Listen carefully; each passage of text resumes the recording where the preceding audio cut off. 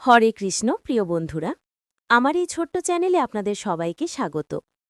আমাদের জীবন কখনো সুখে ভরে ওঠে, আবার কখনো দুঃখ সমস্যায় জড়িয়ে যায়।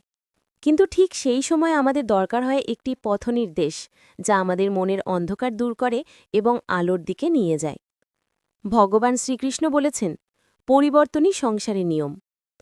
এই সংসারে সুখে থাকার জন্য আমাদের প্রতিনিয়ত কর্ম করে যেতে হয়। এই কর্মের দ্বারাই মানবজাতি সুখ ভোগ করতে পারে। একদিন শ্রীকৃষ্ণ ও তার সখা নারদমুনি পৃথিবীতে ভ্রমণে বেরিয়েছিলেন। নারদমুনি সবসময় ভগবানের নাম জপ করতেন। পথে যেতে যেতে তিনি শ্রীকৃষ্ণকে জিজ্ঞেস করলেন, প্রভু, পৃথিবীতে এমন কে আছে যে আপনাকে সবচেয়ে বেশি ভালোবাসে? শ্রীকৃষ্ণ মৃদু হেসে বললেন, চলো, আমি তোমাকে দেখাই কে আমাকে সবচেয়ে বেশি ভালোবাসে। তারা এক গ্রামে পৌঁছলেন। সেখানে এক সাধারণ কৃষক মাঠে হাল চাষ করছিল। কৃষক একটু পরপর গোবিন্দ গোবিন্দ বলে ডাক দিচ্ছিল, আবার কাজে ফিরে যাচ্ছিল। শ্রীকৃষ্ণ কৃষকের ঘরে গেলেন। কৃষক স্ত্রীর সঙ্গে কথা বলছে, খেতে বসেছে, গরু দহন করছে, সন্তানদের দেখাশোনা করছে, কিন্তু মাঝে মাঝে সে ভগবানের নাম নিচ্ছে। তেমন কোনো বিশেষ সাধনা বা জপ করছে না। নারদ অবাক হয়ে বললেন, প্রভু, এই কৃষক তো খুবই ব্যস্ত মানুষ, সারাদিন কাজেই কাটায়, আপনাকে খুব একটা স্মরণও করে না, তাহলে কিভাবে আপনার পরম ভক্ত? তখন শ্রীকৃষ্ণ বললেন, ঠিক আছে নারদ, আমি তোমাকে একটি কাজ দিই।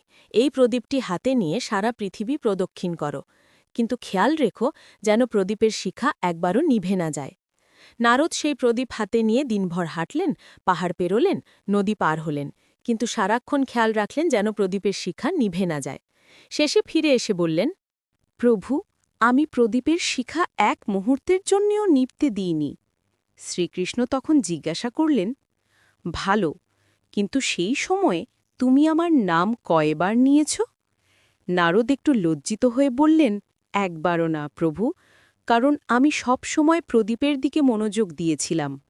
তখন শ্রীকৃষ্ণ মৃদু হেসে বললেন, দেখো নারদ, সেই কৃষক সারা দিন কঠোর পরিশ্রম করে, সংসারের দায়িত্ব পালন করে, তবুও আমাকে অন্তত কয়েকবার ভালোবাসা দিয়ে স্মরণ করে, তাই তার ভক্তি তোমার চেয়ে কম নয়। সত্যিকারের ভক্তি মানে শুধু জপ বা সাধনা নয়, বরং প্রতিদিনের জীবনের মধ্যে ভগবানকে স্মরণ করা। যে নিজের কর্ম নিষ্ঠার সঙ্গে করে এবং মনে ভগবানের প্রতি ভালোবাসা রাখে, সেই প্রকৃত ভক্ত। প্রিয় বন্ধুরা, যদি ভিডিওটি আপনাদের ভালো লেগে থাকে তাহলে ভিডিওটি লাইক করতে ভুলবেন না। আর যারা চ্যানেলে নতুন ভিডিও দেখছেন, অনুগ্রহ করে তারা চ্যানেলটিকে সাবস্ক্রাইব করবেন। আপনারা যদি কৃষ্ণ ভক্ত হয়ে থাকেন তো কমেন্টে লিখুন, জয় শ্রীকৃষ্ণ, রাধে রাধে। আবার দেখা হবে পরের ভিডিওতে। ততক্ষণের জন্য ভালো থাকুন, সুস্থ থাকুন। জয় শ্রীকৃষ্ণ, রাধে রাধে।